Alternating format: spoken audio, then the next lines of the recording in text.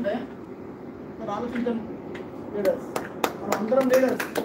అంటే బిజినెస్ చేయాలి అని ఒక తపన ఎవరికైతే ఉందో, ఈరోజు మీరు ఏ బిజినెస్ చేసినా కూడా, ఎక్కడ చేసినా కూడా మినిమం ఒక 5 లక్షలు 10 లక్షలు లేని ఏ బిజినెస్ కూడా మనం స్టార్ట్ చేయలేము. అవునా కదా? మినిమం అంటే మినిమం 5 లక్షల బిజినెస్ స్టార్ట్ చేయాలి.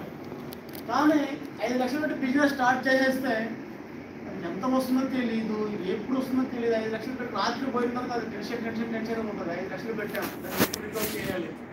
ఈ లోపల 5 లక్షలు పెట్టిన తర్వాత మనం ఏదో బిజినెస్ మంచిగా చేస్తుంటే కూడా మన పక్కన కాంపిటీషన్, మేడం ఈ బిజినెస్ పెట్టింది బాగా జరుగుతుంది, అదే బిజినెస్ మనం పెడతాం. మీరు కాంపిటీషన్ రెడీ అయిపోతున్నారు.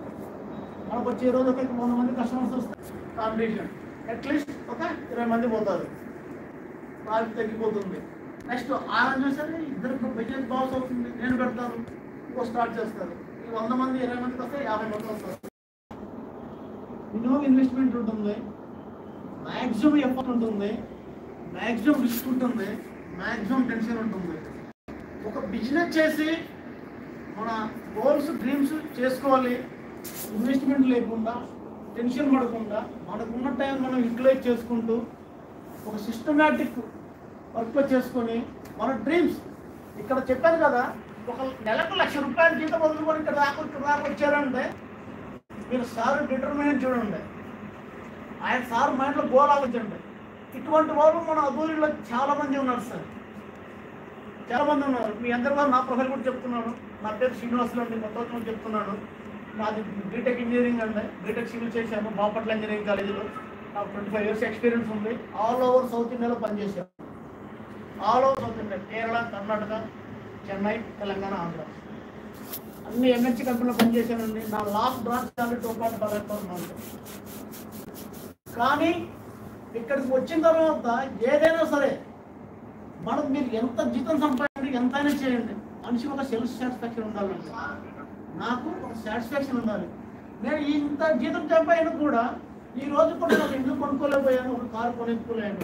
ఎందుకంటే మనకు ఒక గైడెన్స్, మనకు ఫ్యూచర్ మనకి ఏమవుతుందో గైడెన్స్ లేదు, ప్రాపర్ అవగాహన లేకుండా, మనం ఏదో తెలిసి తెలియకుండా ఎక్కడో ఇన్వెస్ట్మెంట్ చేస్తాము, ఏదో చేస్తాము, దెబ్బతింటాము, రికవర్ అవుతాం.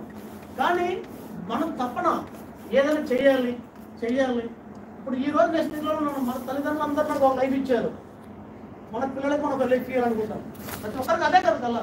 నేను ఈ స్థితిలో ఉన్నాను, నా పిల్లలు ఏం చేస్తాను, బెటర్ స్థితిలో ఉంచాలి, కొద్దిగా బెటర్ స్థితిలో ఉంచాలి. కాబట్టి ప్రతి ఒక్కరికి ఒక కళలు ఉంటాయి, ప్రతి ఒక్కరికి ఒక డ్రీమ్ ఉంటుంది. దాన్ని ఎలా చేయాలి, ఏం చేయాలి, దానికి ఒకటే best platform real estate. So proud to be అనే రియల్ ఎస్టేట్. సిగ్గుపడొద్దండి.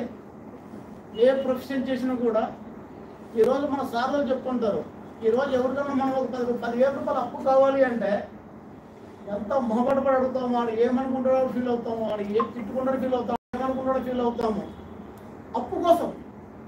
కానీ ఇక్కడ మనం ఒక ఫ్లాట్ కొనమని అడుగుతున్నాము, అది వేరే కోసం అక్కడితే మనం ఫీల్ అవుతున్నాము, వాడు ఇస్తాడో ఏదో తెలియదు, వాడు ఏమనుకుంటాడో తెలియదు, నో అంటే మనం ఫీల్ అవుతాం. కానీ ఇక్కడ అదే ఒక ఫ్లాట్ కొనమని అడిగితే, మనం వాడు ఫ్లాట్ కొంటే ఒక కస్టమరు